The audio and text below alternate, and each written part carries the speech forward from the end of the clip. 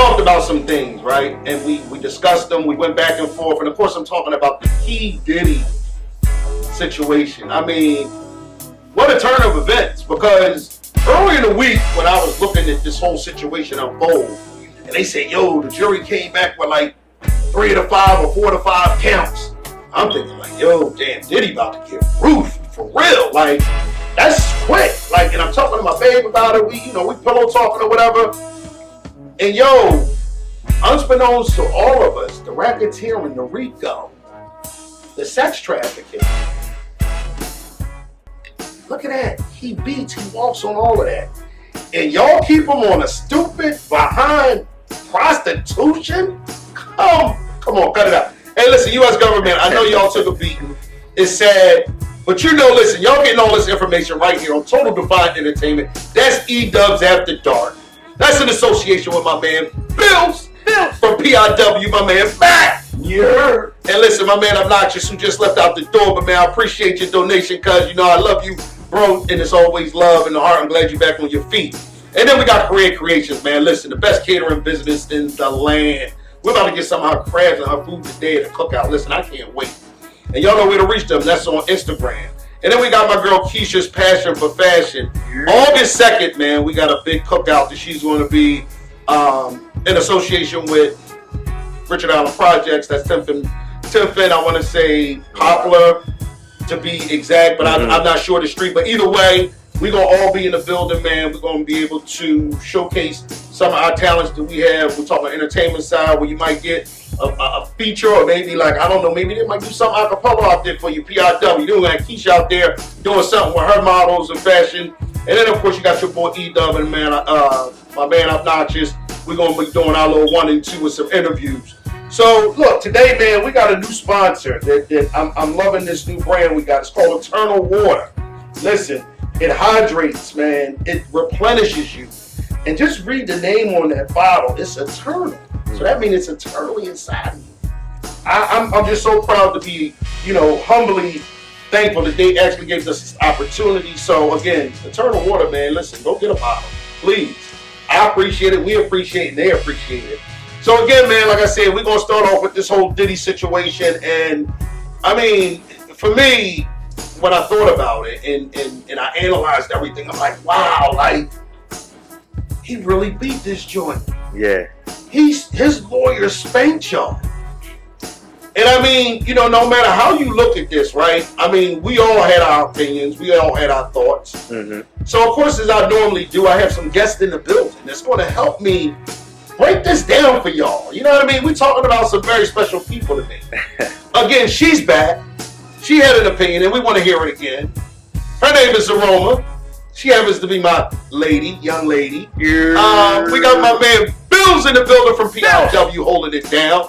And we got my man Matt holding it down from PIW. You already know. So they going, chime in as I go through some of the things that I want to read to you guys about what took place over the last week, what went down, and just to catch you guys up a little bit on the thought process of what's going on, right? So, the situation is happening in New York City. Sean Diddy Combs was convicted of a prostitution-related offense, but acquitted Wednesday of sex trafficking, racketeering charges, and that could have put one of the top celebrities in prison for life, right?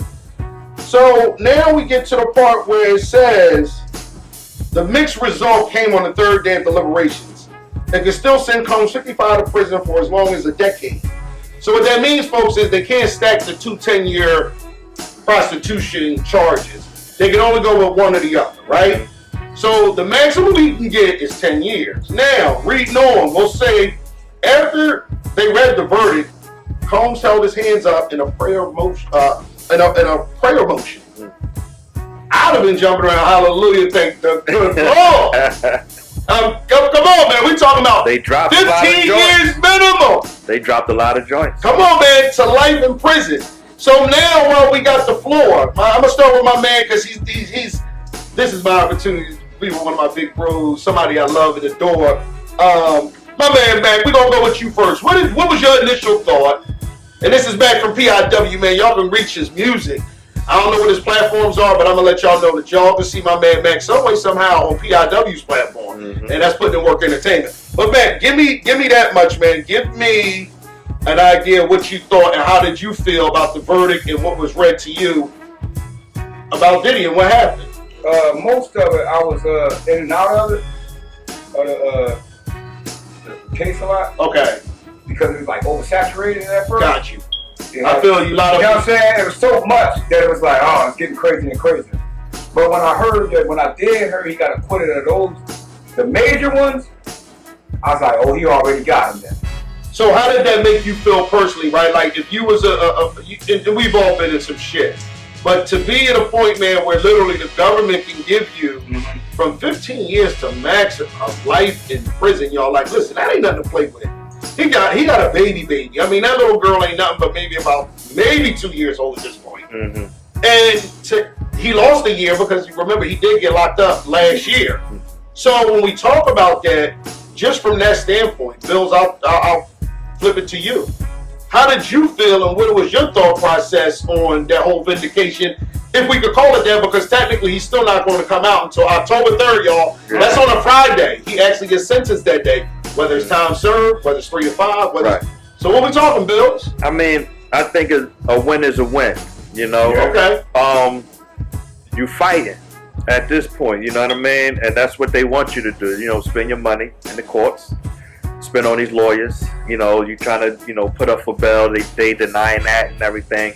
But for him to 4 times they denied his bail, folks. 4 times. I don't know what they tell us, but and for them to see the real, you know what I mean, the reality of what the charge, because they said the jury didn't look at it as, you know what I mean, all these things was consensual. Right. You know, so it was like, nah. And it's funny you say that, and I want people to understand what he just said, right? Like if you're a consenting adult and we have an agreement that you're going to come somewhere consensually, meaning it's your own will to do this. I'm not forcing you. I'm not holding a gun to your head. I'm not doing anything to persuade you otherwise because you made a decision as a consenting over 18-year-old, 21-year-old adult saying, I'm willing to come do this with you. Now, when we think about that and we really dig into it, and one of the reasons why I think them holding him on this charge of prostitution is a joke is because just of that. The 2 Jane Does, but we know one of the Jane Does is Cassie, of course. They agreed. They actually was giving him, if you read the text, and now that it's an open book in the court of law, think about this, y'all. Y'all can read all of the transcripts now. It's public. The case is over. Yeah. So it's a lot of nasty shit Kitty did. I ain't gonna front. This boy was, he was on one. Freak body boy. And I mean, I'm talking about where you got motherfuckers that's actually doing a deed on somebody and he want to rub his nipples all in it. Nah, bro, we ain't doing it. He was on something different. But from a cultural standpoint, I'll say this. It's a blessing that we get a black man who's been vindicated. People saw it how they saw it, no matter what you think of those 12 jurors, because now some of them are starting to pop up on national TV syndications, whether it be podcasts, whether it be news syndicates.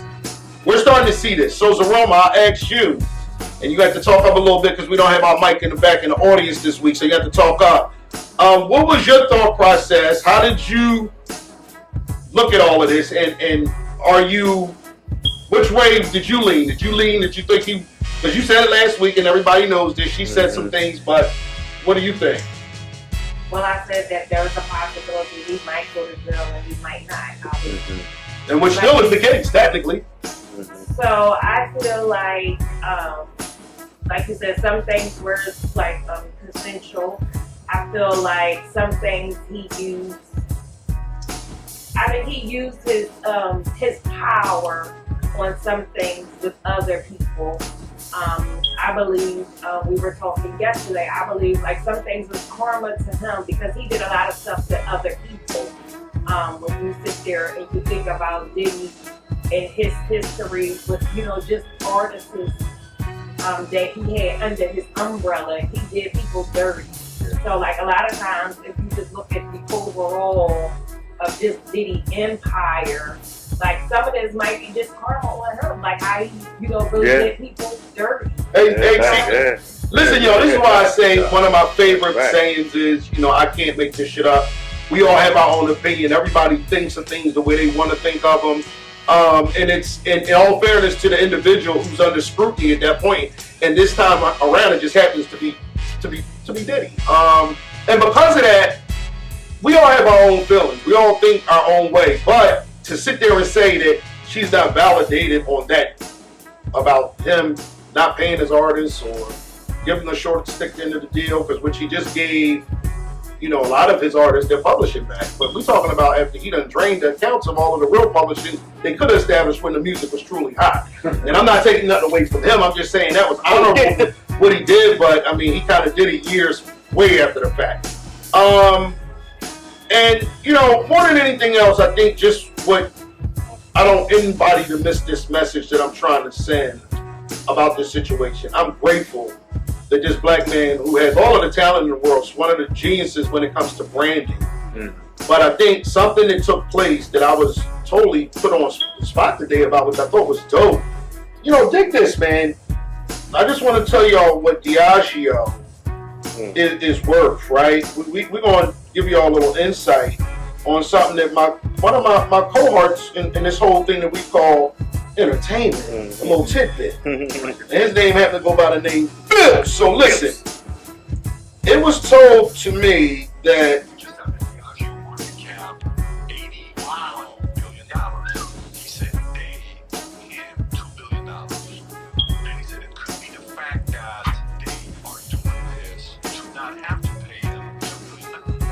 hey, listen, and I can't make it up. Y'all heard that. That's coming from a very good source. $82 billion Diageo made. Now, Puff might have had something going here that we just, maybe it wasn't fair to him. That's why I said there's always a twist on something, right?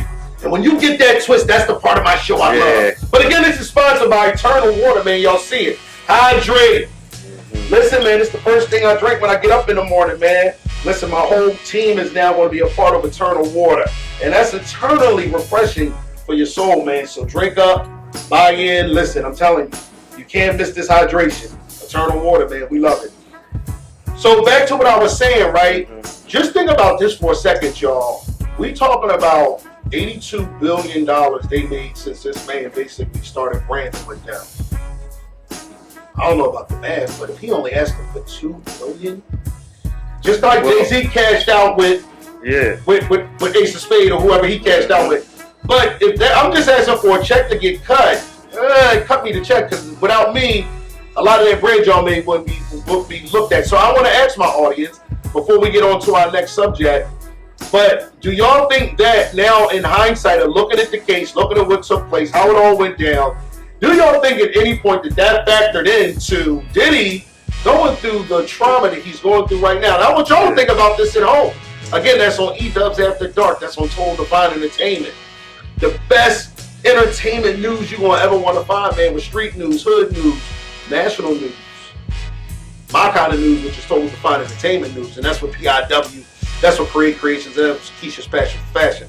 So again, y'all, my ask, man, going back to what we just touched on. Do y'all think Diageo not wanting to pay, as we heard Diddy, this $2 billion, do you think that has something to do with him sitting in prison? Well, it's so the way they got it worded, is that he had claimed that they had boxed his Ciroc into the black market only, stopping his brand from growing. Okay. So he took them to court, which he won. And the court ordered reportedly they owe him $2 billion. Oh wow! Since then is when all of this things go down. So it's saying if Diddy had lost his RICO case, the government would seize his assets and they wouldn't owe him a dime.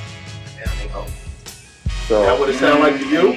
You know, put it out there. Does that sound? Yeah. So meaning now that he's won that check, he looking at a $2 billion check to be cut in a minute. Yeah, facts. $2 billion.